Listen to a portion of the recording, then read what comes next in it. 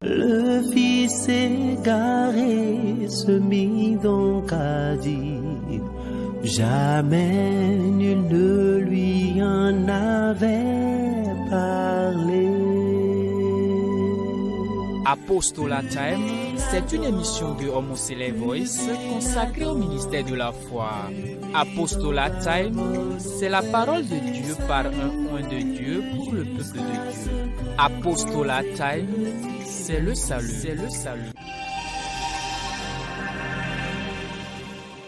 Bien-aimés en Christ, amis téléspectateurs de Homocele Voice, nous voici encore devant vous aujourd'hui pour développer le thème de la semaine intitulé le mariage, l'unité dans la diversité.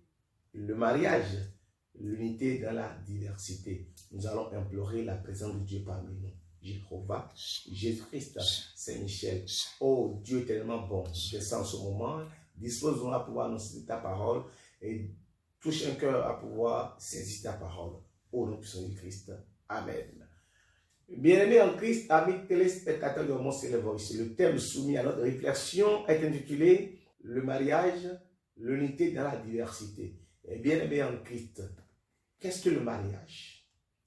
Le mariage, c'est l'union entre deux personnes de sexe opposé ou sinon l'engagement pris par deux personnes de sexe opposé pour rester ensemble sous ce même toit pour vivre pour le meilleur, pour le pire, dans l'intention de procréer, de poursuivre l'œuvre qu'avait entamée Dieu dans le jardin d'Éden et de vivre selon leur séjour, leur pèlerinage sur cette terre.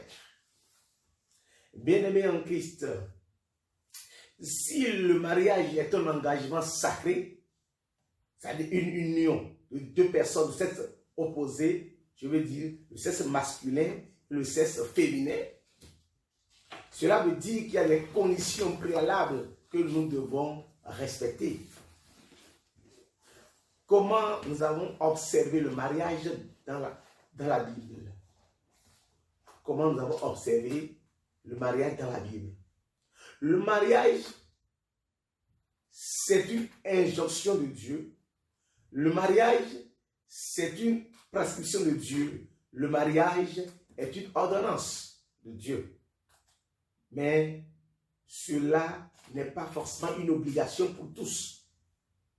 Il faut noter aussi les eunuques, les sacrificateurs, ceux-là que Dieu a mis à part, les prémices de Dieu. En dehors de ça, nous avons tous ceux-là qui sont destinés à faire quoi? À poursuivre l'œuvre de Dieu. Qui sont là à poursuivre l'œuvre de Dieu que Dieu même a entamé dans le jardin d'Éden. Le mariage étant un acte sacré, nous devons l'honorer. C'est pourquoi la Bible dit que le mariage doit être honoré. Bien-aimés en Christ, qui nous souviennent que quand on parle de mariage, le mariage tire sa source de la Bible. Le mariage, il faut un homme, un Adam et une Ève. Il faut un Adam et une Ève pour que le mariage puisse être lieu. Aujourd'hui, il faut un Adam et une Ève pour que le mariage puisse avoir lieu. Aujourd'hui, nous constatons des dérapages. Nous ne pouvons pas parler de ça ici. Parce que le mariage doit être hétérogène. On ne peut pas avoir un mariage homogène où il y aura homme ou femme. Non, Dieu n'a pas dit ça. Le mariage selon la Sainte Écriture, selon la Bible, le mariage en réalité, c'est le sexe opposé. De deux sexes opposés, nous avons un sexe d'abord qui est faible, un sexe fort. Adam, qui est un sexe fort, et un sexe faible qui est Ève. La Bible déclare dans Genèse 2, le verset 18, que Dieu a vu que l'homme était seul. Il a voulu lui donner une aide semblable à lui. Ça vient de là. Donc l'intention de Dieu, c'est trouver une aide à l'homme. C'est l'aide maintenant qui viendra alors qui viendra vers l'homme. Et on parlera de mariage. Dans Genèse chapitre 2, le verset 24, Dieu a dit, il faut que l'homme quitte son père et sa mère, donc quitte le toit du père et de la mère, et maintenant, il ira s'attacher à sa femme, et ils deviendront une seule chair. C'est important. Cela veut dire qu'il y a des conditions préalables pour que le mariage ait lieu.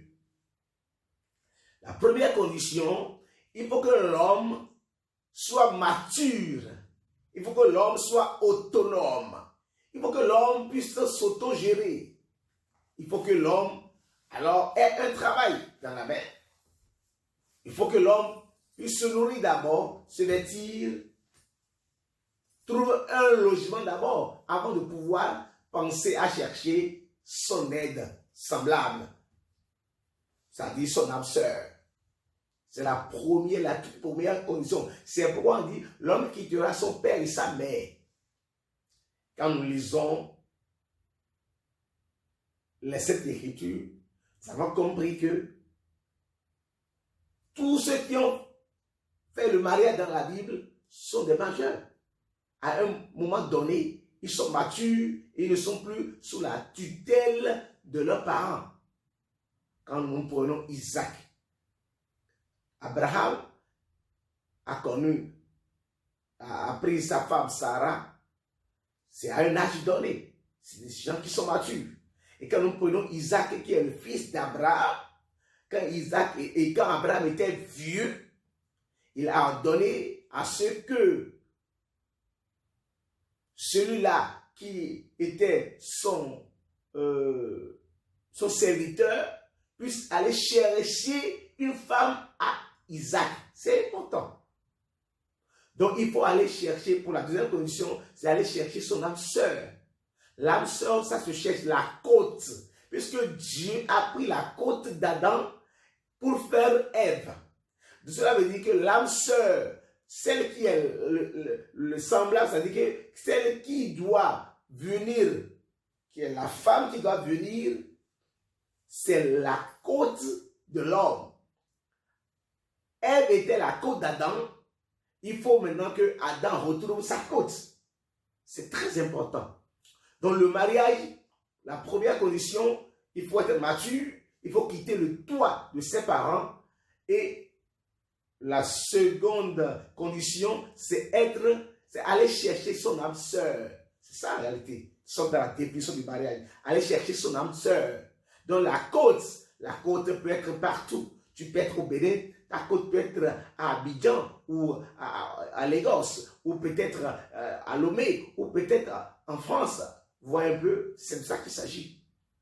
D'où nous irons simplement chercher la troisième condition. La troisième condition, c'est baser son mariage sur Christ. Baser son mariage sur Christ. Cela veut dire que il faut que notre mariage soit reconnu par Christ. Donc, nous devons suivre les pas de Christ pour notre mariage. Alors, le thème parle du mariage de point unité dans la diversité. D'où vient la diversité? La diversité ne vient nulle part que l'homme qui ira chercher la femme, c'est tout, la diversité. La diversité est que la femme a son éducation, la femme a son éducation, la femme peut-être avec son ethnie et avec ses coutumes. Tandis que l'homme aussi avec son éducation, avec son ethnie et avec ses coutumes. Donc, il y a cette diversité. Parce que peut-être je viens du nord, or ma femme vient du sud. Mais pourquoi ma côte vient du sud et moi je suis du nord? Je vais vous expliquer. Le mystère est que nous devons comprendre que autour de Babel, Dieu a créé la diversité. Genèse 11, le verset 1er, on dit le monde était uni par une même langue. Mais Dieu même, dans les versets 5, 6, 7, a voulu créer cette diversité-là pour qu'il y ait plus de compréhension, pour que le monde entier n'ait plus une seule langue ou un seul langage. Donc lui-même a créé la diversité, il a éparpillé les gens autour du Babel. C'est pourquoi aujourd'hui nous parlons de la diversité. Il y a telle région, telle ethnie, l'autre parle telle langue. C'est Dieu même qui a amené la diversité de langues. Et la diversité de langues nous amène diversité d'ethnie, diversité de civilisation et diversité d'éducation. Alléluia. C'est de ça qu'il s'agit. Dans cette diversité, cela veut dire que moi peut-être je suis du nord, l'autre est du sud, l'autre est du centre, de l'ouest et l'autre de l'ouest. Cela veut dire lorsque ma côte se retrouve à l'ouest, lorsque je suis dans l'ouest, nous avons notre éducation, nous avons notre civilisation, nous parlons notre langage qui peut-être est différent de l'autre langage. Donc, cette diversité, alors, dans le but de chercher la femme, dans le but de chercher mon âme sœur, tel que Genèse chapitre 24, Abraham a demandé à son serviteur d'aller chercher une femme pour Isaac, de ne pas chercher une femme parmi les Cananéens. Parmi les Cananéens, il a ordonné à son serviteur de ne pas chercher, d'accord, parmi ceux-là, parce que Abraham était allé à l'étranger. Dieu l'a enlevé de son pays pour l'étranger. Donc Abraham a dit à son serviteur de ne pas aller chercher une femme parmi ceux-là ou parmi celles-là, d'accord, dans cette population-là, dans ce peuple où il réside actuellement, mais d'aller directement alors à la source, chez lui, donc dans sa patrie, parce qu'il ne voulait pas qu'il y ait quoi, une confusion de mœurs, une confusion de coutume. Il ne voulait pas qu'il y ait un chevauchement. Donc c'est comme ça en réalité, les anciens ont su régler la diversité. Mais il est arrivé que le monde, autour de jour en jour, le monde a connu plus de popularité. C'est-à-dire, après Abraham, vous avez compris qu'il y a le monde rempli de jour en jour. Donc, c'est ainsi que la côte de l'autre peut être ailleurs et l'autre peut être ailleurs. Donc, pour cela, il faut que Adam aille chercher sa côte. Adam grand A aille chercher Ève grand E. D'où la diversité. En réalité, c'est le mystère qui est dans la diversité. On nous a éparpillés, chacun est éparpillé, et il faut que l'autre aille chercher l'autre. C'est pourquoi. Donc, on comprend que lorsque il était question de Jacob, Rebecca disait à Jacob d'aller chez Laban qui est son frère. Chez moi. D'aller chez Laban qui est son frère. Et de chercher son âme sœur. Vous voyez aujourd'hui. Mais aujourd'hui, il n'est plus question forcément d'aller encore dans la famille. Non. Au contraire, on nous impose ça. Comment dire? Au contraire, on nous interdit. Parce qu'il y a la pluralité, il y a la diversité aujourd'hui. Je dois aller ailleurs pour aller chercher mon âme sœur, bien-aimée en Christ. Oui, pourquoi? Parce qu'en réalité, le monde a grandi. Il y a plus de... Le monde grandit tous les jours et on est obligé d'aller chercher notre âme sœur. Alors, par la prière aujourd'hui, nous pouvons chercher notre âme sœur. Tu me demanderas comment aller chercher l'âme sœur. Oui, aujourd'hui, lorsque quelqu'un veut chercher son âme sœur, mais il prie Dieu. Il prie Dieu, tel que ce serviteur a prié Dieu. Il dit, lorsque je m'en vais, la première personne que je verrai en train de faire boire de l'eau aux brebis, et celui à qui je vais demander, donne-moi de l'eau, on dit, pense ta cruche, donne-moi de l'eau, c'est là qui obéira à mes instructions. Donc, il faut parler avec Dieu. Il faut prier Dieu. C'est là que je rencontrerai à tel moment, et ce que je lui dirai, si elle me répond telle chose, c'est là mon âme sœur. C'est comme ça. Isaac a eu sa femme, Rebecca. Et après aussi, c'est comme ça, Jacob aussi a eu sa femme, Rachel. Bien-aimé en Christ. L'unité parce que la Bible déclare dans Genèse 2, le verset 24, que l'homme quittera son père et sa mère et s'attachera à sa femme. Et ils deviendront une seule chair. Ils deviendront une seule chair. Donc la seule chair, c'est ça qui est en réalité l'unité. S'ils n'ont pas de l'unité dans la diversité, la côte qui est peut-être quelque part, tu la fais venir chez toi. Là, la vie commence maintenant. Il faut maintenant la vie dans le mariage, la vie dans le couple, la vie. Alors, lorsque nous sommes mariés, il faut la vie. Le mariage, en réalité, se définit par l'union, mais ce n'est pas seulement l'union. Il faut comprendre que lorsque je découvre la nudité d'une femme, c'est déjà le mariage qui est réalisé. Le mariage se réalise lorsque nous mettons en contact. Lorsque je découvre la nudité, c'est pour devenir une seule chair. En réalité, c'est de ça qu'il s'agit. Lorsque je découvre la nudité d'une femme, nous sommes mariés spirituellement. Nous sommes liés spirituellement. Alors, on reconnaît par là que nous sommes mariés. Et ce qui, alors, les préliminaires, c'est-à-dire que donc, je voulais parler les formalités, voilà, les formalités vont suivre. C'est ça en réalité la dot. La dot peut être avant ou après. Ce qui est sûr, parce que la Bible déclare que lorsqu'un homme couche une femme qui est vierge, il paiera la dot de sa virginité et il prendra pour femme. Vous voyez, cela veut dire que ça peut être avant ou ça peut être après. Ce qui est sûr, déjà que vous êtes unis, vous payez la dot.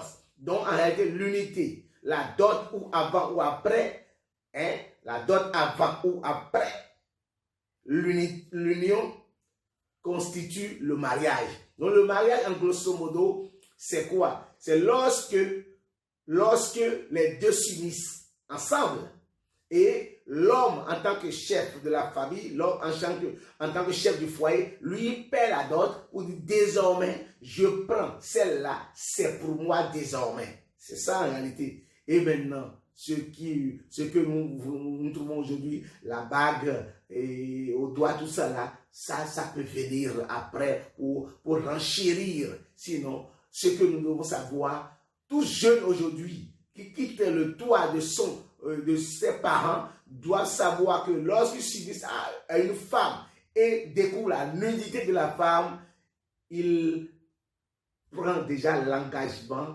du mariage. Donc, il pose déjà un acte du mariage. Bien aimé en Christ, c'est ça qu'il s'agit. Donc, la vie en réalité du mariage, c'est là en réalité la chose. C'est pour le meilleur et pour le pire. Donc, bien aimé en Christ, il faut comprendre qu'il y a quelques points qui caractérisent en réalité la vie dans le mariage. La vie que nous vivons, c'est-à-dire que lorsque nous sommes dans le mariage, notre vie dans le mariage, il faut la prière, c'est la première des choses, la prière. La prière, en réalité, c'est le socle même d'un mariage paisible. C'est le socle d'un mariage apaisé. C'est le socle d'un mariage continu. Un mariage pérenne. Bien-aimé en Christ, la prière, telle que 1 Corinthiens 7, le verset 2 et le verset 5 nous dit, il dit que lorsque nous sommes unis, le corps de la femme ne lui appartient plus et le corps de l'homme ne lui appartient plus. Et ce que nous devons, chacun à l'autre, nous devons donner cela. Ce que la femme doit à l'homme, elle doit lui donner. Et ce que l'homme doit à la femme, alors l'homme doit lui donner aussi à son tour. Mais nous devons prier. On dit, ne vous privez pas l'un de l'autre. Mais, en toute chose, vaquer à la prière. Nous devons prier. Un mariage sans la prière est voué à l'échec. Un mariage sans la prière est voué à l'échec. Nous devons prier pour consolider, pour raffermir, pour affermir notre mariage. Bien-aimés en Christ, nous devons avoir l'humilité. L'humilité qui précède la gloire. Philippiens 2, verset 3 nous dit, nous devons prôner l'humilité. Que chacun, alors, ne cherche pas son propre intérêt, mais considère celui qui est devant lui comme supérieur à lui. L'homme doit considérer que la femme est supérieure en tant même que c'est faible, et dans le même temps, la femme considère l'homme en tant que supérieur. Alors, nous devons nous comprendre, il va y avoir l'humilité. Dans l'humilité, nous devons savoir parler. Dans l'humilité, nous devons savoir agir. Dans l'humilité, nous devons savoir nous mettre en colère. Parce que la Bible déclare que lorsque nous mettons en colère, il ne faudrait pas que le soleil couche sur notre colère. Proverbe 15, verset 1 nous dit que nous devons savoir parler. C'est important. La patience, l'humilité. Oui, on dit c'est la douceur. La parole calme la fureur. Bien aimé en Christ, nous devons être quoi? Nous devons être soumises. La femme doit être soumise, c'est important. La femme doit être soumise. La femme doit être soumise. C'est ce que la femme doit à l'homme, ça. Dans un foyer, pour que le mariage soit un mariage apaisé, la femme doit être soumise. Éphésiens 5, 22. Et qu'est-ce que l'homme doit à la femme? L'homme doit l'amour à la femme. L'amour à la femme, c'est important. L'homme doit l'amour à la femme. Éphésiens 5, le verset 25. Bien-aimés en Christ, nous devons savoir cela. C'est important. Pour que le mariage soit honoré, nous devons alors éviter quoi? Éviter la débauche, la fornication, l'adultère. Hébreux 13, le verset 4 nous dit que le mariage soit honoré et que le lit conjugal soit exempt de toute souillure. C'est important. Nous devons savoir cela. Il faut que le mariage soit respecté. Il faut que nous respectons les principes du mariage. L'autre ne doit pas offenser l'autre aussi, c'est important. L'homme ne doit pas commettre l'adultère et la femme aussi ne doit pas commettre l'adultère. La Bible nous déclare dans Matthieu, le chapitre 19, Matthieu 19, le verset 6-7, je crois, que nous devons comprendre, parce que c'est important, que lorsque nous lisons les sept Écritures, ceux-là qui ont pris les femmes, n'ont pas abandonné les femmes en cours de route. Abraham n'a pas laissé Sarah. Jacob n'a pas laissé Rachel, Léa et puis Zilpa et Bila. C'est important. Aujourd'hui, ce que nous voyons, ce que nous constatons, que nous abandonnons les femmes à chaque fois parce qu'il y a des... Non, la Bible déclare dans Matthieu 19, le verset 6, 7 et 8 que c'est lorsque nous voyons que la femme commet l'adultère qu'on peut répudier. Sinon, la répudiation, l'homme ne doit pas répudier la femme. Non. C'est important. Aujourd'hui, on voit des gens, tu vois telle femme aujourd'hui, je l'ai dit abandonné, c'est madame Tant. Ah non, je ne suis plus madame Tant, je suis madame Miss. Ah, je ne suis plus madame Miss, je suis madame Z, je ne suis plus madame Z, madame Y. Et c'est quoi tout ça là? Est-ce que c'est Dieu même qui a... Non, il faudrait que... L'homme est quoi? L'homme, la femme est liée à son homme. Tant qu'elle vit, tant que la femme vit, elle est liée à son homme, pas le mariage. Mais pourquoi aujourd'hui on abandonne, on abandonne le mariage? Il n'y a plus de campagnes d'anniversaire aujourd'hui. On ne fête plus des décennies, 30 ans d'anniversaire, 50 ans d'anniversaire de mariage. Non, il n'y a plus tout ça là. Que Dieu ait pitié de nous. Bien-aimés en Christ, le thème est venu pour recadrer ce qui se passe, les désordres, les dérapages que nous observons dans le mariage. Le thème est venu pour recadrer cela. L'homme doit savoir que la Bible déclare dans 1 Timothée 3, verset 1, 2, 3, vous le savez, qu'en réalité, que chaque homme est son mari. On dit, la Bible déclare que le sacrificateur, celui qui veut faire l'œuvre de Dieu, il doit être irréprochable, doit avoir sa femme. La Bible déclare qu'il doit avoir une seule femme. C'est important. Alors, si maintenant Dieu veut, pour ne pas sonder les profondeurs de Dieu, on va savoir ce que Dieu veut. Peut-être que Dieu veut que telle personne ait 2, 3, 4 femmes. Ça, c'est Dieu, ça. Ça vient de l'entendement de Dieu. Mais il y a des conditions, il y a des critères qui montrent réellement que voilà, c'est Dieu. C'est Dieu qui a voulu ça. Mais si ça vient d'un homme, ça veut dire que ça, ce n'est pas pérenne. Ça veut dire que le mariage n'est pas continuel. L'union n'est pas continuelle. Ça cesse d'un moment à un autre parce que ça vient de la convoitise des yeux, de la passion. Le mariage, ce n'est pas le plaisir. Le mariage n'est pas plaisir. Non, le mariage est le meilleur pour le pire.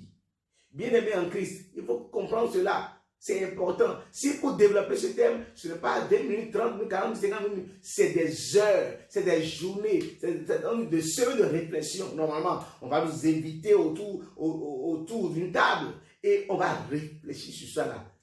Le mariage est dans l'église, Frère Céleste. Mais aujourd'hui, on dit on veut imiter Papa Oshofa. Papa Oshofa, lui, il a fait des miracles et des prodiges. Et on lui a donné des femmes. Toi, tu as fait quel miracle aujourd'hui? Elle a réveillé même une poule ou un coq.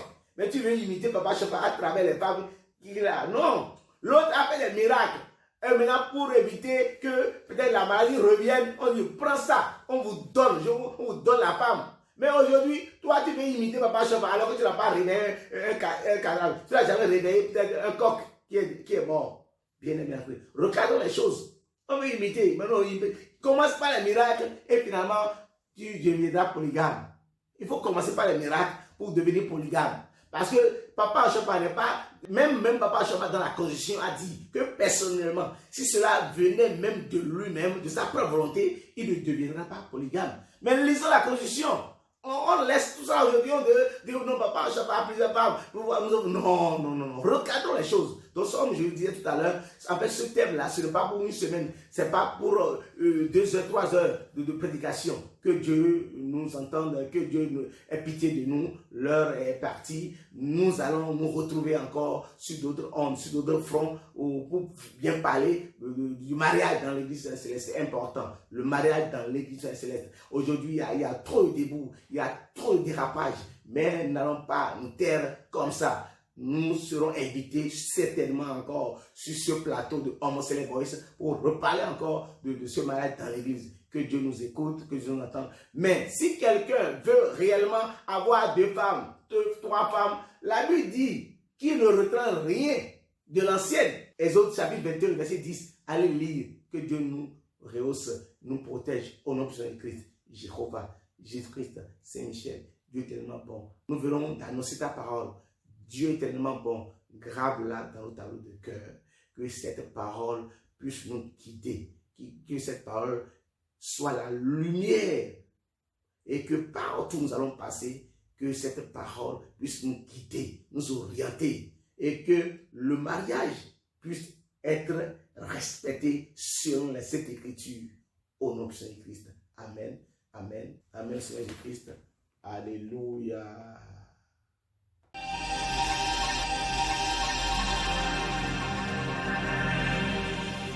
Le fils égaré se mit donc à dire, jamais nul ne lui en avait parlé. Apostolat Time, c'est une émission de Homo Céleste Voice consacrée au ministère de la foi. Apostolat Time, c'est la parole de Dieu par un oint de Dieu pour le peuple de Dieu. Apostolat Time, c'est le salut.